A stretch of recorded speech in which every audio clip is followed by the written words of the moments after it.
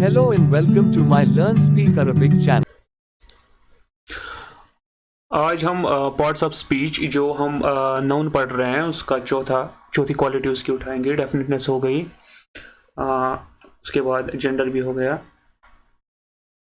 और उसके बाद फिर कल हमने लास्ट वीडियो में हमने केस भी देखा, और अब हमारा पेंडिंग है number of a noun. Number of a noun का मतलब क्या होता है? नंबर ऑफ ए नाउन का मतलब होता है कि नाउन जो है ये वाहिद है, ये जमा है, जिसको हम इंग्लिश में ये सिंगुलर और प्लूरल भी बोलते हैं। अब अरबिक में थोड़ा बहुत इसमें कॉन्सेप्ट थोड़ा डिफरेंट है इंग्लिश से। इंग्लिश में नंबर खाली दो ही होते हैं, या तो वाहिद या तो जमा, यानी कि या तो सिंगुलर या तो प्लूरल। लेकिन अरबिक में एक एक्स्ट्रा नंबर है, वो है ड्यूअल। अरबी में एक के लिए वाहिद यूज़ होता है और दो के लिए अलग से इस्तेमाल होता है, उसको मुसन्ना बोलते हैं, और दो से ज़्यादा के लिए जमा इस्तेमाल होता है। तो जैसे कि इंग्लिश में एक को सिंगुलर और दो या दो से ज़्यादा को प्लूरल, लेकिन अरबिक में एक को सिंगुलर, दो को स्पेशली ड्यूअल, एंड दो से ज़्यादा को हम प्लूरल बोलते हैं। अब अगर हम एग्जाम्पल के तौर पे लेंगे एक नाउन, वो है कलम। अगर एक कलम की बात हो रही है तो कलमुन, अगर दो कलम की बात हो रही है तो कलमान, एंड अगर दो से ज़्यादा कलमों की बात हो रही है तो कलमून।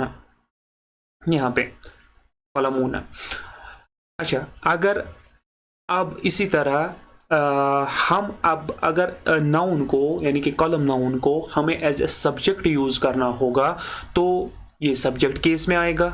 अगर हमें इसको एज एन ऑब्जेक्ट यूज़ करना होगा तो ये ऑब्जेक्टिव केस में आएगा या और एक्यूजेटिव केस में आएगा, और अगर हमें इसको प्रपोजिशन के साथ यूज़ करना होगा तो ये जेनेटिव केस में आएगा। इसी तरह हमें देखना है कि ड्यूअल फॉर्म्स कैसे चेंज होते हैं अगर हमें नाउन को इन दो केसेस में यूज़ करना है। इसी तरह अगर प्लूरल इस नाउन का प्लूरल फॉर्म में यूज़ करना है इन दो केसेस में, तो वो फॉर्म कैसे बनती है। अगर हमें नाउन को एज ए सब्जेक्ट यूज़ करना होगा तो कलम, फॉर एग्जाम्पल अगर हम एग्जाम्पल के तौर पे लेंगे, हम या पहले हम इंग्लिश में लिखेंगे पेन इज, तो ऐसे कोई सेंटेंस बनाएंगे सिंपल सा, पेन इज ब्यूटीफुल सपोज। तो अरबी अल, चूंकि यहाँ पे ए पेन नहीं है तो the means the pen is beautiful, चलो वो भी वही लिखेंगे डायरेक्टली। अल कलमु जमीलुन, ये सेंटेंस बनाना हम सीखेंगे आगे, फिलहाल हम बेसिक्स पढ़ रहे हैं। अल कलमु जमीलुन मीन्स अल कलमु द पेन इज ब्यूटीफुल। इसी तरह ये यहाँ पर आखिरी हरूफ में पेश आया क्योंकि ये सब्जेक्टिव केस है, यहाँ पे द पेन सब्जेक्ट है। इसी तरह अगर हमें एक्यूजेटिव केस में यूज़ करना होगा, अब इसको पहले हम दो कलम्स की पेन्स की बात करेंगे। The pen is beautiful, for example दूसरी एग्जाम्पल हम लेंगे, टू पेन्स आर ब्यूटीफुल।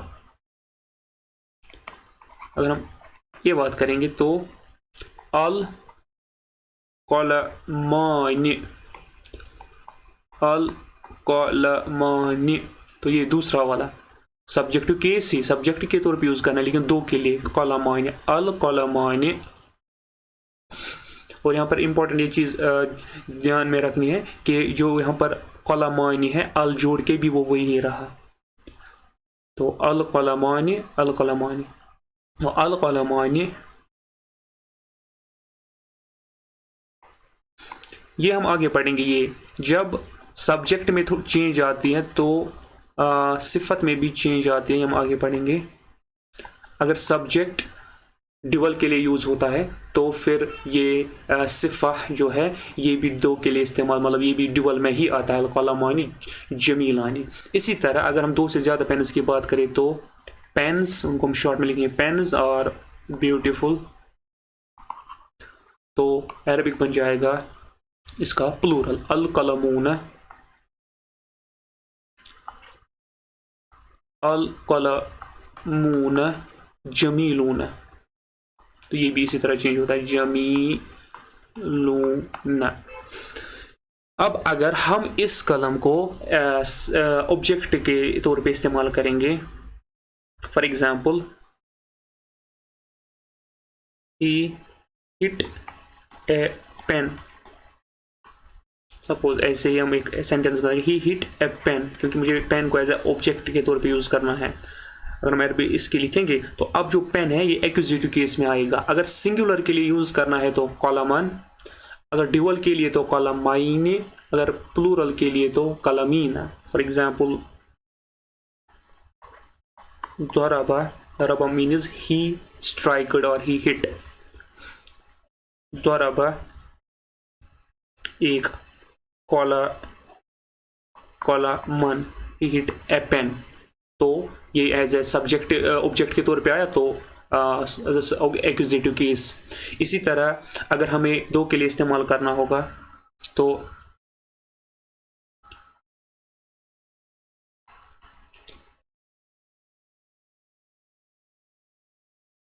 दरबा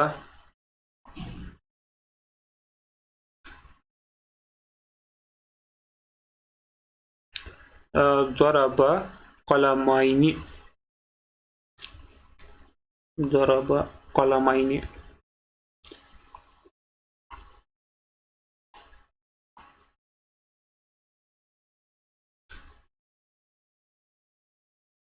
दरबा कलमाइनी, इसी तरह कलमीना तीसरा आएगा, इसी तरह दरबा कलमीना, दरबा कलमीना। इसी तरह अगर हमें पेन को as an with a preposition use करना होगा तो ये तीन फॉर्म्स आएंगी। For example with a pen, with a pen तो कलमिन, कलमाइनी, कलम। हाँ, यहाँ पर एक्यूजेटिव केस में ड्यूअल सेम होते हैं और प्लूरल भी फॉर्म्स भी सेम होते हैं, तो ये याद रखना है। एक्यूजेटिव केस और जेनेटिव केसेस सभी मुसन्ना और सभी जमा सालिम, ये मैं पढ़ाऊंगा भी, सभी जमा के सेम होते हैं, खाली हमें जो है वाहिद का जो है डिफरेंट होता है। कलमुन, कलमन, कलमिन, यहाँ पर सब्जेक्टिव कलमानी, प्लूरल कलमूना। इसी तरह एक्यूजेटिव केस में कलमीना, कलमाइनी, ये भी कलमाइनी, प्लूरल कलमीना, ये भी कलमीना, तो ये सेम है, इसमें कोई चेंज नहीं है। इस तरह with a pen, for example बिल, बी विद के लिए इस्तेमाल होगा यहाँ पर बिल, कला, बिल, कलमिन। इसी तरह विद टू पेन्स, बिल, कला, कलमाइनी। इसी तरह with more than two pens, जो हम लिखेंगे विद पेन्स प्लूरल में, तो बिल, कलमीन, बिल, कलमीन। तो इस तरह हम इनको यूज करते हैं। इसी तरह अब जो प्लूरल है इनके दो टाइप्स हैं, जमा सालिम और जमा मुकस्सर। जमा सालिम बोलते हैं जब यहाँ पर अगर हम देखेंगे कलम एक टाइप का प्लूरल है, यहाँ पर कलम तीन हरूफ है, अगर हम प्लूरल देखेंगे उसमें पहले तीन हरूफ उसी स्टाइल में आते हैं, कौफ लाम मीम, इसी तरह फिर ऐड हो जाता है वाव और नून, इसी तरह कौफ लाम मीम, फिर ये दो ऐड हो जाते हैं, कौफ लाम मीम इकट्ठे हैं। लेकिन जमा मुकस्सर कौन सा वाला होता है, अगर हम ये देखेंगे जमा मुकस्सर होता है वो जमा, वो प्लूरल जिसमें जो सिंगुलर होगा उसके सारे हरूफ अपनी ऑर्डर में नहीं रहेंगे, वो ब्रेक होंगे, इसको जब ब्रोकन प्लूरल भी बोलते हैं, जमा मुकस्सर बोलते हैं इसको, जमा मुकस्सर, मुकस्सर बोलते हैं इसको, ब्रोकन प्लूरल। तो अगर हम देखेंगे नाउन मस्जिद, इसका जो प्लूरल बनता है वो है ब्रोकन प्लूरल मसाजिद। यहाँ पर मीम सीन, मीम सीन तो ठीक है, लेकिन फिर जीम और दाल, लेकिन यहाँ पर जीम नहीं है, पहले अलिफ है फिर जीम और दाल, दैट मीन जो सिंगुलर फॉर्म है वो ब्रेक किया अलिफ ने। तो ऐसे जमा को जमा ब्रोकन प्लूरल बोलते हैं, जमा मुकस्सर बोलते हैं। तो सब्जेक्टिव केस में अगर ऐसे प्लूरल्स हमें तीन केस में इस्तेमाल कर, as a subject, as an object और विद ए प्रोपोजिशन यूज करना होगा, तो मसाजिदुन सब्जेक्ट के लिए, मसाजिदन जो जनरल रूल है ऑब्जेक्ट के लिए एक्यूजेटिव केस में, और मसाजिदिन वो जेनेटिव केस में यूज होता है। Thank you.